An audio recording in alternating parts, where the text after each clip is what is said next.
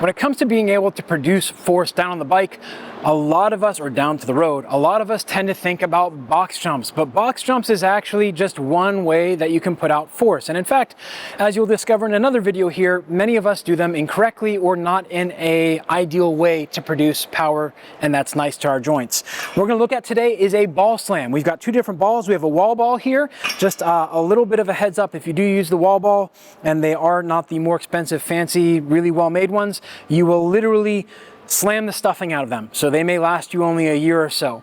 That's number one. Number two is when you do this exercise, we want to make sure that the sets are relatively short and the rest periods are relatively long. Now the slam ball itself is actually not that difficult, but for many cyclists who lack overhead strength or the ability to maintain proximal stiffness of keeping the rib cage and pelvis appropriately locked together, they are not going to have the full range of motion I'm going to show you to do. That's okay. Work with what you got.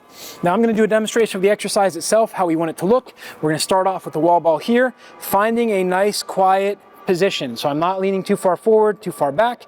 Bring the ball overhead, up on the toes, slam down. You'll notice the ball comes up to the chest. Now, one of the challenges a lot of riders have is that as they're doing this, they're worried about the ball hitting them in the face. Guess what? If you use too much hands and you don't produce the power from your hips, chances are high you will get hit in the face. And that is why we don't use bouncy medicine balls. So you see the ones back here, the blue one, the red one that we've had before for the other videos, for the adductor and for the glute foam rolling or med ball release. We don't want to use those for these. If we don't want to use a wall ball, we can use a slam ball. And that is why they are called slam balls. They are made for this drill exactly. We do the exact same thing, coming up, and we want to drop from the hips. What you'll see a lot of people do is they use their arms and they come forward. The ball should hit essentially around 4 to 6 inches right in between your toes and forward. So we want to try and drop straight down. Woo, that was a bad rep. So the sand got away from me, didn't set it. That's okay, it's gonna happen. There we go, up. So you'll notice the hip is dropping down. I'm getting into the bottom of my squat and allowing me to produce power from the hip. Now this is a very powerful exercise, but because you are producing power and the tissues have to be able to fire and relax and contract again, you need to make sure you do a thorough warm-up before this. Now, what if you don't have the upper body mobility to come overhead and you wind up looking like this? The exercise has lost its use to you. Well, there's a simple way we can correct that. We only bring the ball to where you can handle it in a good, nice stacked position. So stacked position is ribs over hips, not pushing the butt back. What this does though is it takes the center of gravity away from you. What you're gonna have to do is be faster from the hip, and that's gonna bring the ball back between the toes. So notice the trajectory of the ball.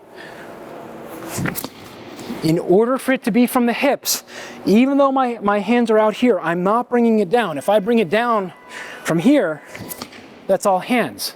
We're not getting what we need out of the exercise.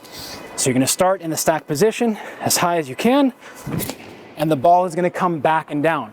So this exercise usually will start off with 2 or 3 sets of 3, maybe 4.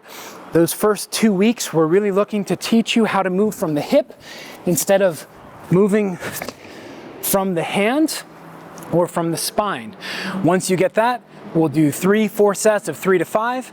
We're gonna pair this with some type of mobility exercise like a walking Spider-Man or a hip flexor opener, or maybe it's a glute exercise to allow you to move better through the hips.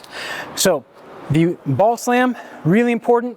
Also take a couple of seconds, at least 5 to 8 seconds between repetitions.